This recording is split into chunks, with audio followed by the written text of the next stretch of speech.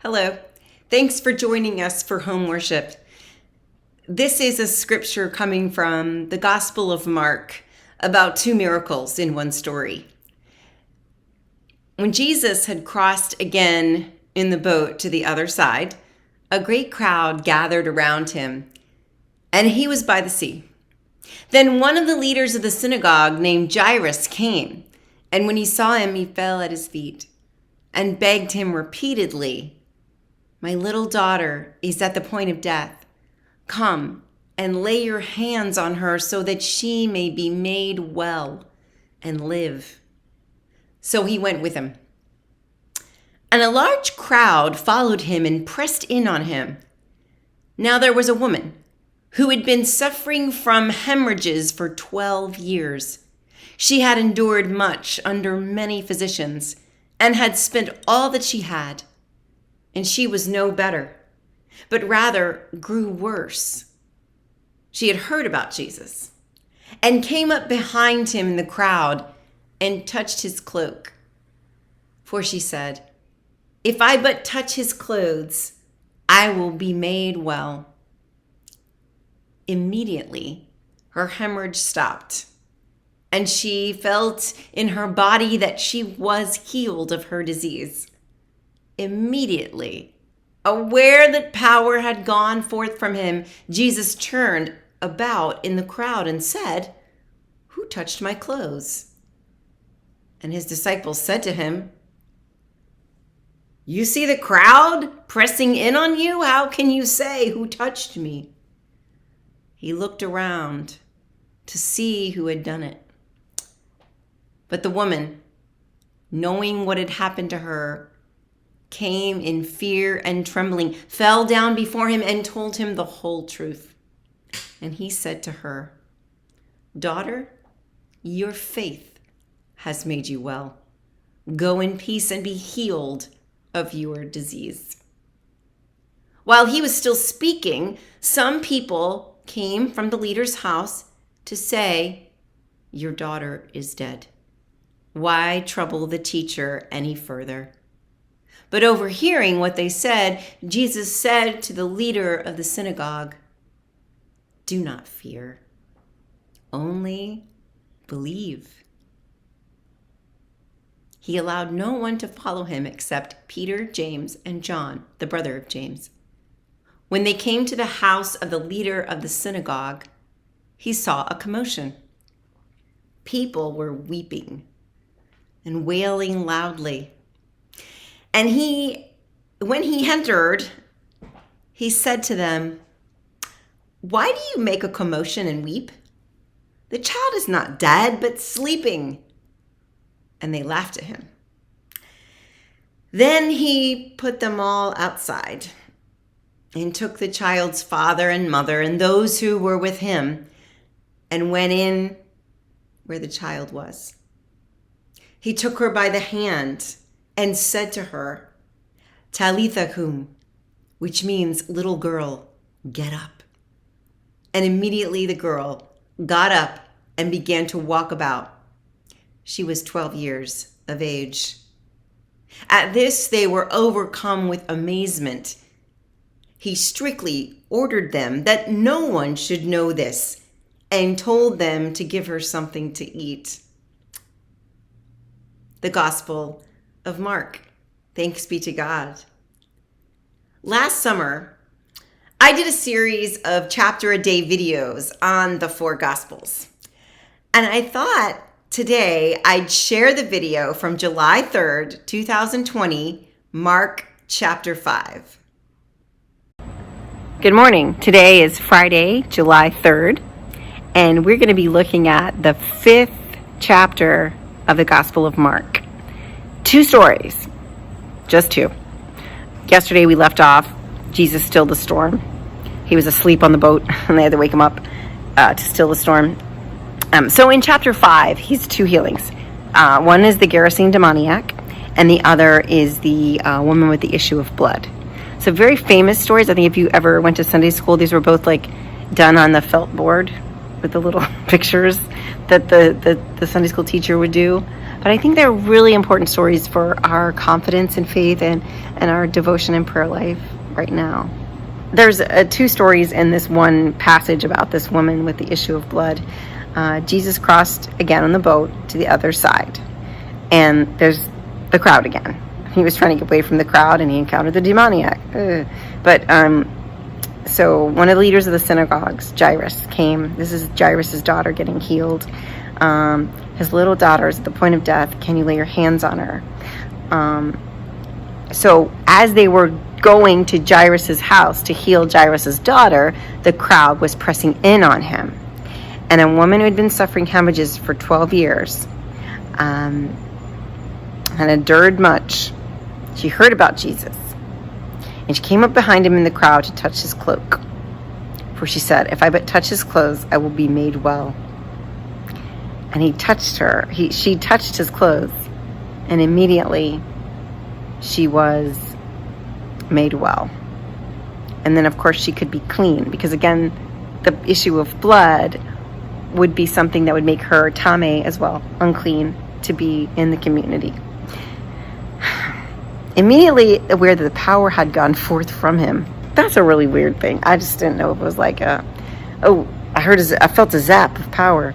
But Jesus turns and the crowd and said, who touched my clothes? And the disciples said to him, you see this crowd pressing you? How can you say who touched me? Like you're in a crowd, which we'll never be in again because of COVID. But it was a joke. That was a bad joke. But so he looked around to see who done it. But the woman, knowing what had happened to her, came in trembling and fell down before him and told him the whole truth. And he said to her, daughter, your faith has made you well. Go in peace and be healed of your disease. He just wanted to talk to her. He just wanted to see who it was, how she was doing, and check on her.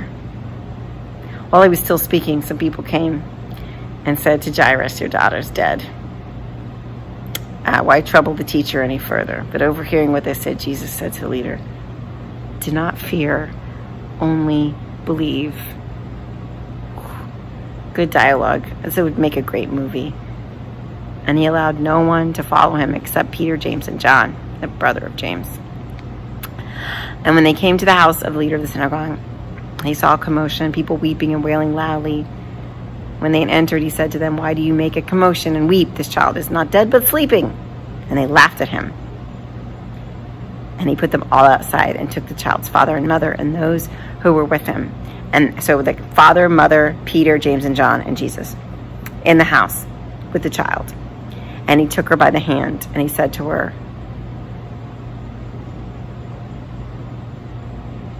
little girl, get up. And immediately the girl got up and began to walk about. She was 12 years of age.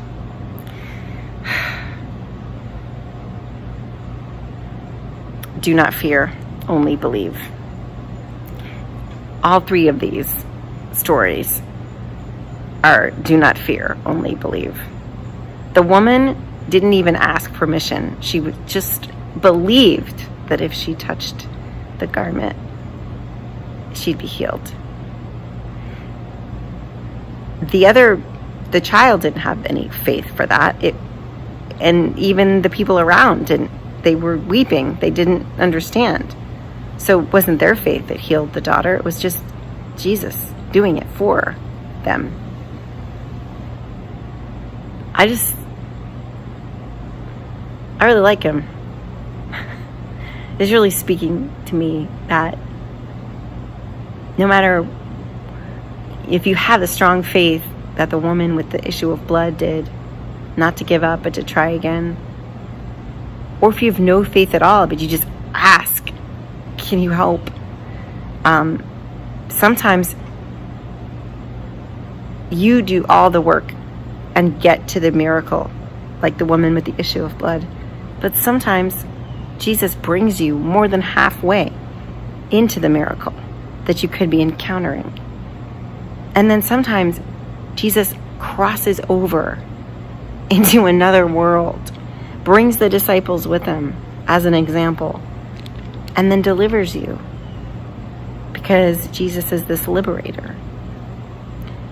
And we have this encounter in our lives over and over again. It's not just one time.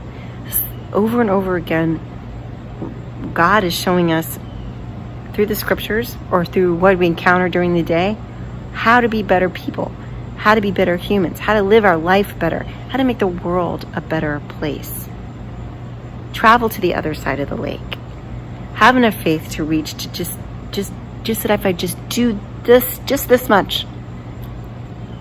Or just ask. And then let the Spirit lead you in one direction or another. I mean, with so many options, so many doors open, so many ways and paths to experience the full goodness of God. I hope you will do that today. This chapter has a miracle in it or two. And many years ago, I did a spiritual inventory online on the UMC website. I might put a link here in Home Worship so you can do one too. And it turns out that one of my top gifts was the gift of miracles. No, it's not as cool as you think. According to the website, the gift of miracles is not about performing miracles, but about living in the miraculous reality of God's creation. Those gifted with miracles never doubt the power and presence of God in creation and are able to see and help others believe in God's power. The gift of miracles does not focus on the extraordinary, but sees the miraculous in the mundane and normal. Living in the spirit of the miraculous, people see God in nature, in relationships, in kind acts, and in the power of love. End quote. It feels like a spiritual gift like miracles is one that you could possibly lose over time as life wears you down. I would imagine that a woman who has been unincluded from public life because of her issue of blood, because of this condition that is no fault of her own, might be disillusioned. Might be one who at one point could see miracles in the mundane, but may have lost it. Year after year for 12 years. The end of those 12 years, she experiences a miracle that she believed could happen. For 12 years, she never gave up on the idea that she could be healed. Or maybe the advent of Jesus led her back to her belief in miracles. At any rate, it seems that Jairus, the leader of the synagogue, believed in miracles too. And maybe he was one, and possibly his wife, the child's mother, maybe they were ones who believed in the miracles of the mundane. Just because children are born every day in the same way doesn't make it any less miraculous. And also for 12 years, Jairus had the miracle of his little girl until the day she got sick and her life hung in the balance. Now, these two people experienced the last 12 years in totally different ways. For Jairus and family, they had this beautiful child. For the woman with the issue of blood, she had pain and suffering and exclusion. And yet, on the same day, a 12-year journey changed for both of them. The little girl of 12 years is spared. In an instant, when her family feels like there is no hope, they come to Jesus and say, "Don't bother the teacher any longer. Your child is dead." Jesus says, "Wait a second." He almost overhears them talking behind his back. "Don't bother the teacher anymore. The child's dead." Wait a second. And the faith of the people gathered there is crushed by the death of this 12-year-old girl. There's weeping and wailing, and Jesus says, "Why? Why? It's almost as if he could say to them, "Why do you weep? Don't you know that there was a woman pressing in on me in this crowd before I got here? She only reached out and she knew in her heart if she could just touch my clothes, she would be healed from an issue of blood that she's been having since this precious child was born. It's almost as if they're in two worlds that are somehow on a parallel universe. And the thing that connected them that day was the miracle of Jesus.